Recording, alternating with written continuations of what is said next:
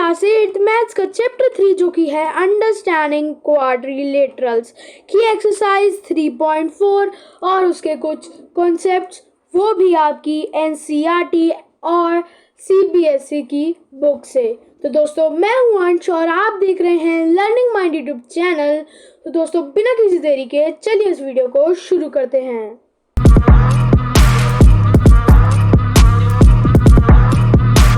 देख लेते हैं हमारी इस वीडियो में कौन से टॉपिक्स कवर्ड हैं।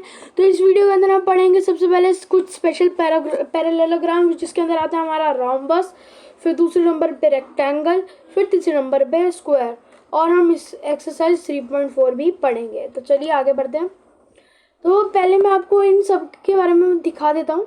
तो पैरेललोग्राम आपको कुछ ऐसा दिखता है जिसकी साइड्स एक दूसरे के पैरेलल होती हैं। ये देखिए, तो जब इसका नाम पैरेललोग्राम रखा गया है, ये दोनों साइड्स, ये दोनों, ये वाली और ये वाली दोनों एक दूसरे के पैरेलल हैं। ये वाली और ये वाली एक दूसरे के पैरेलल हैं। कलर चेंज कर लेता हूँ। हाँ जी, अब रोम्बस की बात करते हैं। तो रोम्बस कुछ ऐसा दिखता है आपको। तो इसके अंदर ये पैरेलल है, ये पैरेलल है, ठीक है, ये ऐसा रोम्बस होता है। फिर स्क्वायर ऐसा दिखता है हमारा, इसके अंदर ये पैरेलल है, ये पैरेलल है, ये इसके पैरेलल, ठीक है, ये है हमारा स्क्वायर। अब आगे देखते हैं। तो सबसे पहले हमें पढ़ना है रोम्बस। तो कलर चेंज कर लेंगे पहले। हाँ जी, जो रोम्बस के पास जो है, रोम्बस की डिफाइन क्या होती है। रोम्बस जो है उसके पास सारी प्रॉपर्टीज होती है, एक पैरेललोग्राम की और एक काइट की। किसकी? एक पैरेललोग्राम और एक काइट की। ये आपको एक काइट दिख रही होगी, ये एक रोम्बस है। काइट कुछ ऐसे जा रही होती है, ऐसे आ रही है, फिर ऐसे जा रही है। अगर हम इसको जो ये वाले पॉइंट्स हैं इनको स्ट्रेच करके ऊपर लिया है, ये मिडल में लिया है, जहाँ की रुक जाएं आप, तो ये वाले मिडल में लिया है अगर, इस मिडल में, तो कहते हैं ये हमारा एक रोम्बस कहलाएगा। क्या कहलाएगा? ये हमारा रोम्बस। अगर जो ये लाइनें हैं, इन दोनों लाइनों को हम ऊपर खींच के बीच में ले आएंगे तो ये एकदम इक्वल लेंथ का हो जाएगा और ये हमारा क्या कहलाएगा? एक रोम्बस कहलाएगा। क्या कहलाएगा? रोम्बस। क्लियर? हाँ जी। तो अब इसकी प्रॉपर्टी देखते हैं। तो क्या हमने पढ़ा अभी तक कि रोम्बस जो है वो उसके पास सारी प्रॉपर्टीज पैरेललोग्राम की, काइट की, दोनों की होती हैं, ठीक है। इसकी प्रॉपर्टी क्या होती है? Diagonals of a rhombus are perpendicular bisector of one another. जो डायगोनल्स होते हैं रोम्बस के, वो परपेंडिकुलर बाइसेक्टर होते हैं एक दूसरे के, ठीक है। अब अगले टॉपिक की तरफ चलते हैं। अगला टॉपिक है हमारा रेक्टेंगल। क्या होता है एक रेक्टेंगल? क्या होता है एक रेक्टेंगल? एक पैरेललोग्राम है जिसके अंदर सारे angle, every angle right angle होता है। यानी कि ये वाला भी 90, ये वाला भी 90, ये वाला भी 90, ये वाला भी 90, ठीक है। रेक्टेंगल की डिफाइन क्या है? जिसके अंदर सारे एंगल राइट एंगल होते हैं। जो राइट एंगल कितना होता है? 90 डिग्री। क्लियर? उसकी प्रॉपर्टी क्या होती है? जो डायगोनल्स होते हैं रेक्टेंगल के, वो इक्वल लेंथ के होते हैं। जो डायगोनल्स होते हैं वो कैसे होते हैं? इक्वल लेंथ के होते हैं, इक्वल लेंथ के होते हैं, ठीक है। आगे चलते हैं। अब स्क्वायर की बात करते हैं। स्क्वायर क्या होता है? एक स्क्वायर एक रेक्टेंगल है विद इक्वल साइड्स। हमने देखा कि जो ये वाला हमारा दिख रहा है, इसके अंदर ये साइड इक्वल है इसके, ये वाली साइड इसके इक्वल है, पर ये सारी साइड इक्वल नहीं है। All sides are not equal. पर स्क्वायर वही है, स्क्वायर के अंदर सारी साइड्स इक्वल होती हैं। क्या होती हैं? सारी साइड्स इक्वल होती हैं। और ये एक रेक्टेंगल कहलाता है जिसकी सारी साइड्स इक्वल लेंथ की होती हैं। कैसी होती है? इक्वल लेंथ की। अब इसकी प्रॉपर्टी क्या है? इसकी प्रॉपर्टी है the diagonals of a rectangle are of equal length. जो डायगोनल्स होते हैं रेक्टेंगल के वो इक्वल लेंथ के होते हैं, उसके अंदर वो वाली प्रॉपर्टी है। अब हम अपने पहले क्वेश्चन की तरफ आ चुके हैं। स्टेट वेदर ट्रू और फॉल्स। तो ऑल ट्राइंगल्स आर स्क्वायर्स। अब ये बताना है कि ये सारे डेफिनेशंस जो हमें क्वेश्चन पूछा है, ये ट्रू है या फॉल्स है। तो पहला है कि ऑल रेक्टेंगल्स आर स्क्वायर्स। एक मिनट देखिए, जो रेक्टेंगल है ये हमारा स्क्वायर है, ये स्क्वायर है, इसकी सारी साइड्स एक दूसरे के इक्वल हैं। सारी साइड जो है हम पहला वाला कर रहे हैं, सारी साइड जो हैं इक्वल लेंथ की हैं। कैसी लेंथ की हैं? हमारी इक्वल लेंथ की हैं ये, ठीक है। अब वहीं अगर हम बनाए एक रेक्टेंगल बनाए तो ये वाली साइड इसके पैरेलल है और ये वाली साइड इसके पैरेलल है। इसकी सारी साइड इक्वल नहीं है, all sides are not equal. क्या है? इक्वल नहीं है। तो ये क्या डेफिनेशन हमारी फॉल्स हुई, क्योंकि एक रेक्टेंगल के पास सारी साइड्स इक्वल नहीं होती हैं और वो स्क्वायर नहीं हो पाया, ठीक है।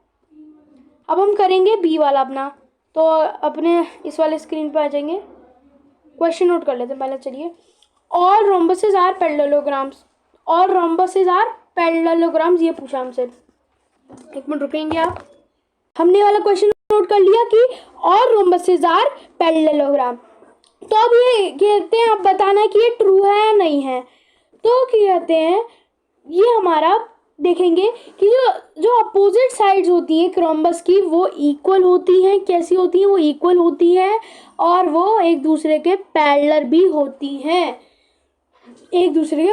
होती हैं, यानी कि ये एक पैरेललोग्राम है। और ये सेम प्रॉपर्टी क्योंकि पैरेललोग्राम के अंदर भी अप्लाई होती है, क्या होती है? अप्लाई होती है, इसलिए ये हमारी स्टेटमेंट ट्रू है।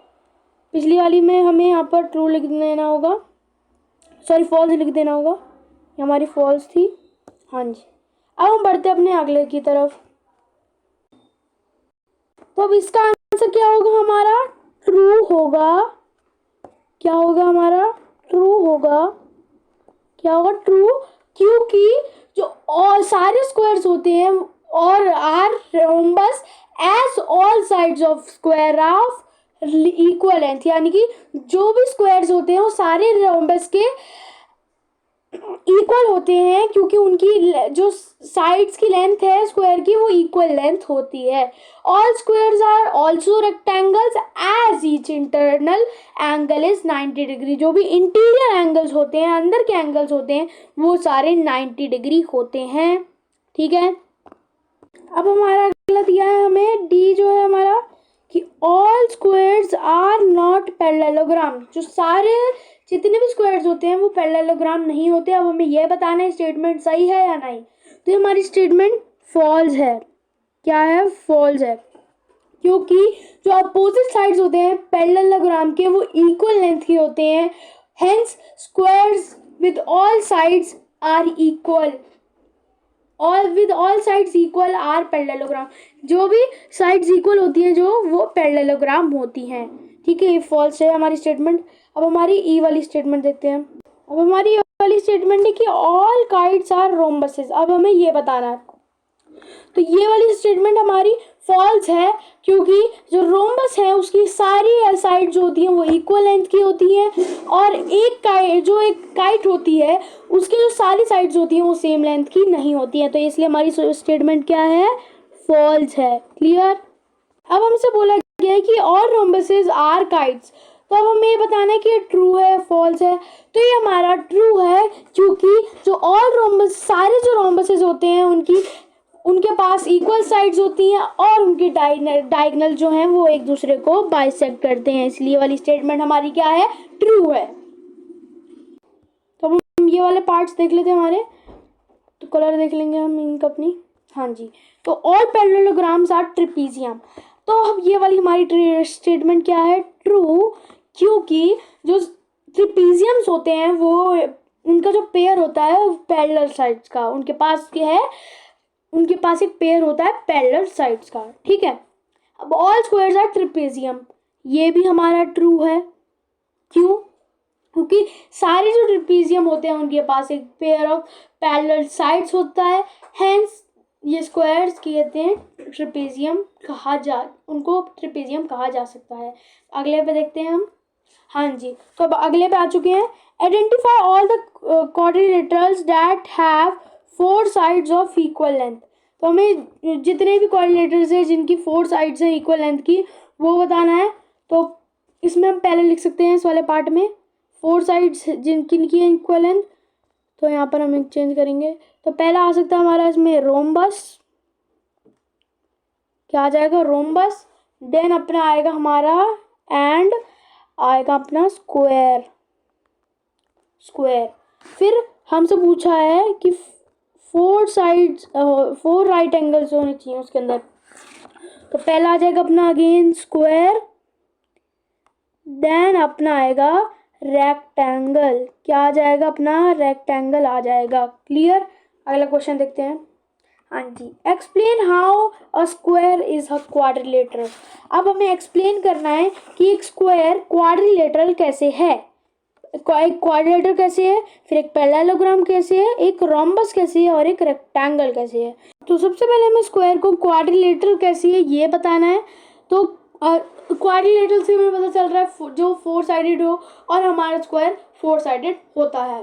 तो सेकंड देखते हैं ये पैरेललोग्राम कैसे है। तो एक स्क्वायर जो है उसके पास ऑपोजिट साइड्स होती हैं जो कि पैरेलल होती हैं, सो वो पैरेललोग्राम है। ठीक है। फिर अब हमारा, या आप लिख सकते हैं, मैं लिख के भी दे देता हूँ, अ स्क्वायर इज 4 साइडेड। फिर आप लिख सकते हैं therefore it is a quadrilateral. जाए मैं ढंग से लिखता हूँ। पहला क्वाड्रिलेटरल क्या हो गया कि ये स्क्वायर जो है 4 साइडेड होता है, इसलिए वो पहला वाला हो गया हमारा इसका। फिर पैरेललोग्राम का क्या होगा कि जो एक स्क्वायर है, a square has its opposite sides parallel, क्या होती हैं वो पैरेलल। ये मैं दोबारा लिखता हूँ पैरेलल, तो कहते हैं ये हमारा, सो ये पैरेललोग्राम कहलाता है। फिर सी हमारा क्या होगा। अब रोम्बस की बात करी जा रही है। तो एक स्क्वायर एक पैरेललोग्राम है जिसकी 4 साइड्स इक्वल होती हैं, तो ये रोम्बस है। फिर अगेन ये वाला लिख सकते हो मिलाकर, एक square is parallelogram with 4 sides, so it is a rhombus. फिर उसके बाद हमारी बात हो रही है रेक्टेंगल की। तो अगर रेक्टेंगल क्या होता है, सॉरी रेक्टेंगल तो आपको पता ही है जिसके सारे एंगल्स जो होते हैं वो 90 डिग्री के होते हैं। तो अब स्क्वायर एक रेक्टेंगल कैसे हो सकता है। एक स्क्वायर एक पैरेललोग्राम है जिसके ईच एंगल राइट एंगल होता है यानी कि 90 डिग्री, सो ये रेक्टेंगल है। तो हम यहाँ पर ऊपर लिख लेंगे इसको रेस कर लेते हैं, यहाँ पर जगह स्पेस बना लेते हैं। हाँ जी, लिखना है हमें D. A square is a parallelogram with each angle 90 degree. ठीक है, तो ये हमारा रेक्टेंगल हो गया। अगले पे देखते हैं हम। अब हमसे बोला है name the quadrilateral whose diagonals bisect each other. अब हमें बोला है कि अब उस क्वाड्रिलेटरल को बताओ जिसके डायगोनल्स जो हैं वो एक दूसरे को बाइसेक्ट करते हैं। पहले बाइसेक्ट वाले को बताना है, फिर हमारे परपेंडिकुलर बाइसेक्टर्स होते हैं ईच अदर के, एक दूसरे के, फिर वो इक्वल भी होते हैं। पहले का आंसर आ जाएगा हमारा पैरेललोग्राम, पैरेललोग्राम। सेकंड का आंसर होगा हमारा स्क्वायर, और थर्ड का आंसर होगा हमारा क्या होगा रेक्टेंगल। ठीक है, हम अगले क्वेश्चन की तरफ बढ़ते हैं। हमारा 5th क्वेश्चन पूछा है explain why a rectangle is a convex quadrilateral.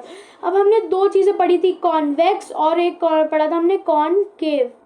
तो कॉन्वेक्स क्या होता है, जिसके अंदर जैसे हमने एक रेक्टेंगल है, रेक्टेंगल का पूछा है, तो रेक्टेंगल, ये रुक जाए आप, हम रेक्टेंगल बना लेते हैं। ये हमने रेक्टेंगल बनाया, तो इस डायगोनल जो है वो अंदर ही रहने चाहिए, अगर वो बाहर जा रही हैं तो कॉनकेव हैं। तो डायगोनल जो है जिसके अंदर ही बनती हैं वो कॉन्वेक्स क्वाड्रिलेटरल कहलाता है। तो अब हमसे पूछा है अब बताइए कि रेक्टेंगल क्या कॉन्वेक्स क्वाड्रिलेटरल कैसे है। तो क्योंकि हम लिखेंगे both of its diagonals lie in the interior। तो हमें क्या है इसका आंसर कि जो दोनों डायगोनल्स होते हैं इसके वो इंटीरियर के अंदर ही लाई करते हैं। ठीक है, क्लियर। अगले क्वेश्चन की तरफ अब आ गए हम अपने नेक्स्ट क्वेश्चन की तरफ। तो हमारा है 6th क्वेश्चन। अब हमें बोला है कि जो ABC है वो एक राइट एंगल है, यानी कि ये जो है हमारा ABC ये अपना एक राइट एंगल है। क्या है? राइट एंगल है। तो O इसका मिड पॉइंट है। O ये अपना मिड पॉइंट दिख रहा है हमें। Of the side of the mid point जो है ये कौन सा मिड पॉइंट है? यानी कि जो ये राइट एंगल है इसका अपोजिट है, ये अपोजिट है, अपोजिट लाइन का ये डायगोनल का जो है ये मिड पॉइंट है, यानी कि AC का ये मिड पॉइंट है। तो explain why O is equidistant from A, B and C। The dotted lines are drawn additional to help you। ये dotted lines आपको हेल्प करने के लिए बनाई गई हैं। अब आप ये बताइए कि जीरो जो है वो इक्वी डिस्टेंस कैसे है ABC से। पूछ लूँगे इक्वी डिस्टेंस क्या होता है। अगर आप इसे तोड़ेंगे तो ये बनेगा इक्वल डिस्टेंस, यानी कि O जो है इक्वल डिस्टेंस पे कैसे है, मतलब क्यों है A, B और C के। तो हमें ये बताना है इस वाले क्वेश्चन के अंदर। ठीक है, तो रेज कर लेंगे यहाँ पर। हाँ जी, तो स्टार्ट करते हैं अपने क्वेश्चन को करना। तो हम कंस्ट्रक्शन करेंगे इसकी।